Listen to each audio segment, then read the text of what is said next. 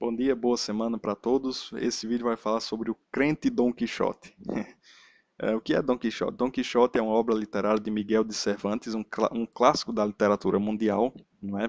Talvez o maior romance de todos os tempos, de acordo com alguns, certo? E quem era Dom Quixote nessa obra? Dom Quixote era um velhinho que, de tanto ler romances de cavalaria, que era um gênero literário da moda na época, ele se identificou tanto com os romances de cavalaria que ele queria ser um cavaleiro andante, né? Andar por aí fazendo aventuras de cavaleiro numa época em que não existia isso. Isso estava extremamente fora de moda e as pessoas ridicularizavam ele, praticavam chacota, todo tipo de coisas para ridicularizá-lo, né?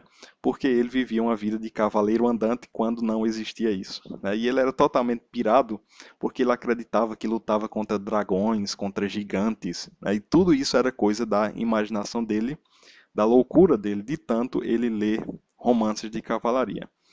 Quem é o crente Dom Quixote? Quem são os crentes Dom Quixote?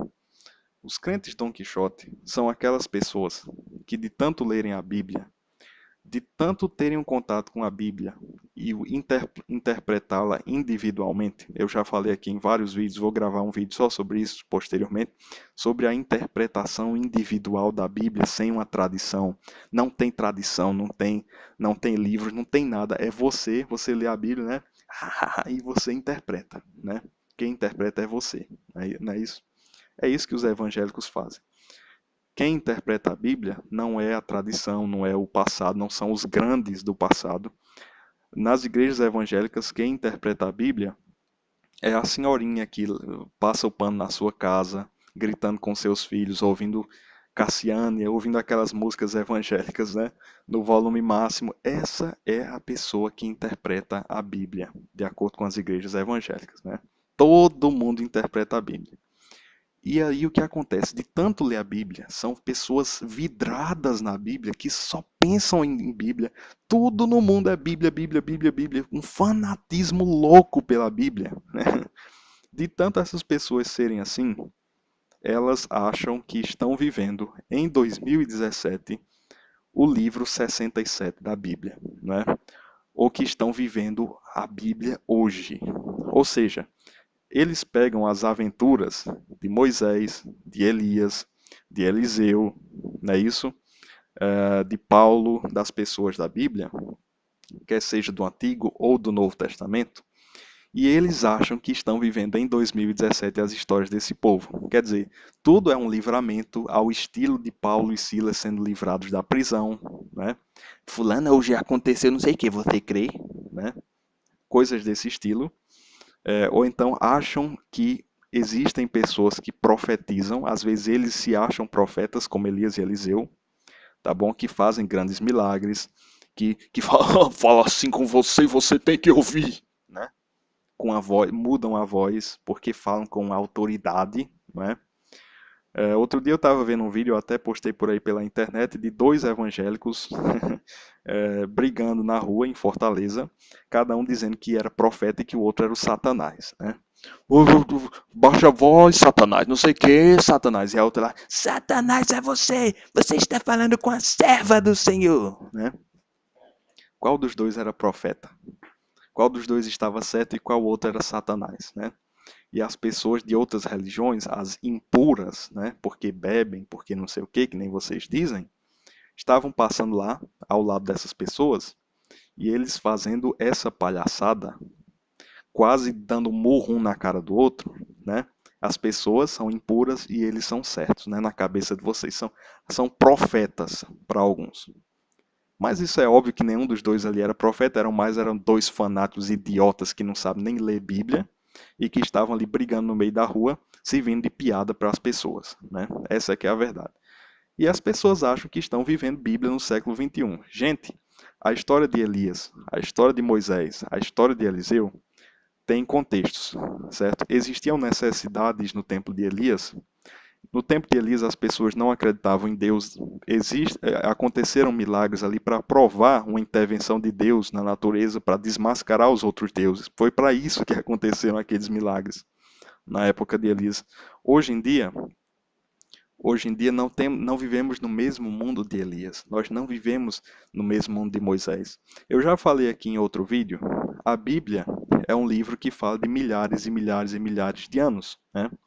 Desde Gênesis até a época de Malaquias e assim por diante, milhares e milhares e milhares de anos.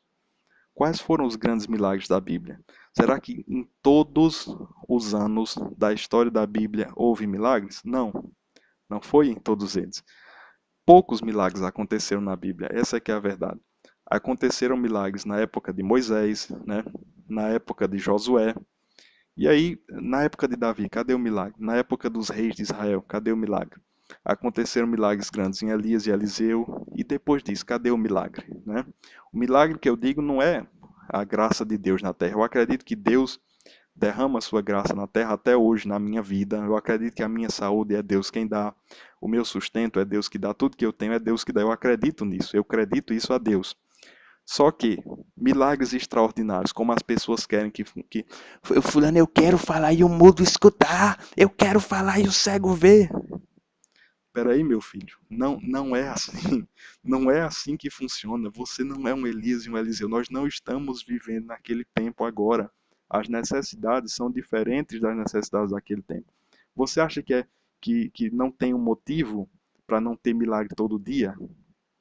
Você acha que esses pastores da televisão estão fazendo milagres de Elias e Eliseu? Isso são uns picaretas, meu filho. Isso não foi. Eu quero ver um pastor desse pegar ir no hospital de câncer levantar todo mundo. Ele faz isso. Ele fica doente e ele vai para o hospital de câncer, né? Quer dizer, se ele é tão curandeiro assim, por que que ele não cura a si mesmo, né? Gente, vamos deixar de ingenuidade. Nós não estamos vivendo o livro 67 da Bíblia. E é perigoso pensar que você está vivendo o livro 67 da Bíblia, porque você está vivendo como um crente Dom Quixote. Você está vivendo louco das ideias, querendo viver as aventuras da Bíblia em um mundo que é diferente do mundo da Bíblia. A própria Bíblia tem várias fases, tem o tabernáculo, tem o templo destruído, tem as sinagogas, tem fases históricas, geográficas diferentes ali dentro. Qual delas você quer viver? Né? Não estamos vivendo o livro 67 da Bíblia em 2017. Não estamos.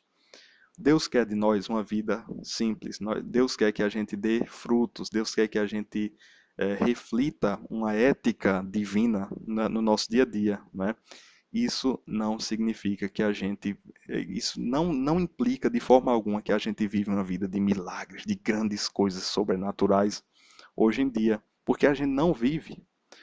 Sabe o que Deus quer? Deus não quer que você seja um Elias e Eliseu. Deus quer que você preste, que você compre e pague, que você não fale putaria, que você não espalhe putaria, que você não faça máfias, que você não faça fraudes, não é? Que você não humilhe as pessoas, que você não seja arrogante, prepotente, que você respeite as outras pessoas. É isso que Deus quer. Não é que você seja um grande profeta. E quando você vive como se fosse um grande profeta, isso é perigoso. Existe um filme que é baseado em um conto. Eu nunca li o conto, mas assisti ao filme, que é O Nevoeiro. É um filme de terror, certo? The Mist, em inglês. Nesse filme, o que que acontece? Um nevoeiro cheio de monstros infecta uma cidade lá e todo mundo corre e se esconde em um supermercado, certo? Para sobreviver. Lá fora está um nevoeiro cheio de monstros, quem sair é morto. Lá dentro, para o azar de todas as pessoas, tinha uma fanática religiosa altamente maluca. Que essa mulher ficava achando: Deus quer sacrifícios, vocês trouxeram a ira de Deus, ele vai querer sacrifícios para aplacar a ira de Deus. E aí o que que aconteceu? Guiados por essa mulher, começaram a matar a gente lá dentro. Começaram a jogar a gente para os monstros porque a mulher convenceu todo mundo. E deixa eu dizer um negócio, eu não acho impossível, olhando para a cabeça de certos pentecostais, podem falar à vontade, não estou nem aí. Olhando para o jeito que certos pentecostais se comportam, eu não acho impossível de pentecostal por aí, não estou falando de todos, não estou falando de todas as igrejas pentecostais, estou falando de alguns casos loucos da cabeça.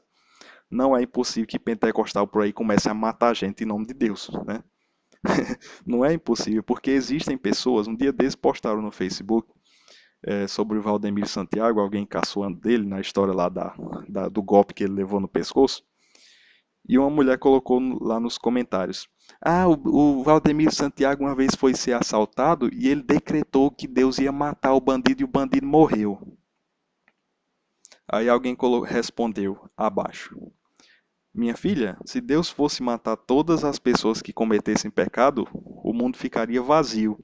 Aí a que postou primeiro respondeu: Não, mas nesse caso foi Deus mesmo que mandou ele matar. Você está vendo? Você está vendo que essa pessoa tem doença na cabeça, tem problema na cabeça, porque ela está justificando o que ela acredita que o que ela acredita ter sido a morte de uma pessoa, né? Está justificando isso no inverificável, numa ação divina que não é verificável, né? Quer dizer, qual é a diferença entre isso aí e o filme O Nevoeiro, em que a fanática religiosa mata gente ou manda matar pessoas? A diferença é muito pouca, né? Eu não estou dizendo que nenhum pentecostal já matou pessoas no Brasil, não tem notícia disso. Não acredito que isso vá acontecer com frequência, mas o que eu quero dizer? É perigoso, tá certo? É totalmente perigoso e pelas estruturas mentais loucas, doentes de certas pessoas que acham que estão, meu filho, não sei, que mudam a voz, mudam suas atitudes, compram briga com o vizinho, compram briga com todas as pessoas. Isso por quê? Porque estão se achando profetas. Você não é um profeta, meu filho. Você é uma pessoa doente que precisa de tratamento. Essa é que é a verdade.